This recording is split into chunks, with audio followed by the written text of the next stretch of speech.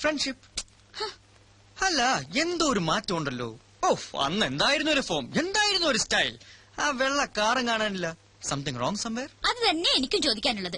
അന്ന് എന്തായിരുന്നു സ്റ്റൈല്, എന്തായിരുന്നു പുകില്, ആ പച്ച കാറും കാണാനില്ല. ആ, അത് ഞാൻ പറയാം.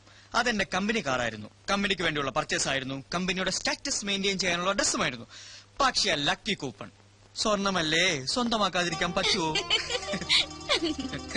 Okay, there you are. Now it's your turn. താൻ പറ. എന്റേതും കമ്പനിക്കാരായിരുന്നു. കമ്പനി വാങ്ങി തന്ന ഡ്രസ്സായിരുന്നു. കമ്പനിക്ക് വേണ്ടിയുള്ള പർച്ചേസും ആയിരുന്നു. പോരെ? പോരാ. I M A model. കമ്പനിയുടെ ഒരു ഷൂട്ടിന് വേണ്ടി ഡ്രസ്സ് വാങ്ങാൻ വന്നതായിരുന്നു. ഇപ്പൊ എങ്ങോട്ടാ? ഹോസ്റ്റലിലേക്ക്. എവിടെയാ ഹോസ്റ്റൽ? ശല്യപ്പെടുത്താനാണോ? നെവർ. എന്റെ ബസ് വന്നു. പോട്ടെ, ബൈ. ബൈ. വൈറ്റില്ല. ഇറങ്ങട്ടാ.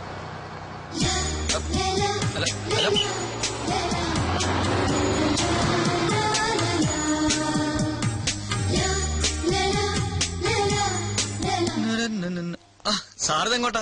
ആനി ലഗൂൺ പാർക്കിൽ വെയിറ്റ് ചെയ്യുന്നുണ്ട്. അല്ല, വേറൊരു കാര്യമുണ്ട്. ഇന്ന് സാറിന്റെ വെഡിങ് ആനിവേഴ്സറിയാ. ഓ, ഞാനത് മറന്നു. മെനക്കേടായല്ലോ. ആനിയോട് അവിടെ വെയിറ്റ് ചെയ്യാനും പറഞ്ഞു.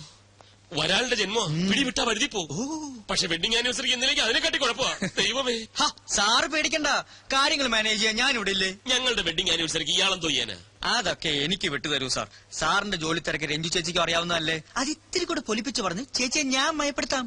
ചേച്ചി മയപ്പെടും. പക്ഷെ വേറെ താപ്പാനല്ലേ എന്റെ അമ്മായിയപ്പൻ. കുഴിഞ്ഞ വിത്ത. പോരെങ്കിൽ എന്റെ ഈ കസേര തട്ടിയെടുക്കാൻ ദിശാന്റിനെയും മിനിക്ക് നടക്കുകയല്ലേ ആ ബാലഗംഗാധരൻ. എന്റെ ചുറ്റിക്കളികളെല്ലാം അവൻ അമ്മായിയപ്പനെ അറിയിക്കുന്നുണ്ട്. സാറിന് ഒരു കുഴപ്പവും വരാതെ ഞാൻ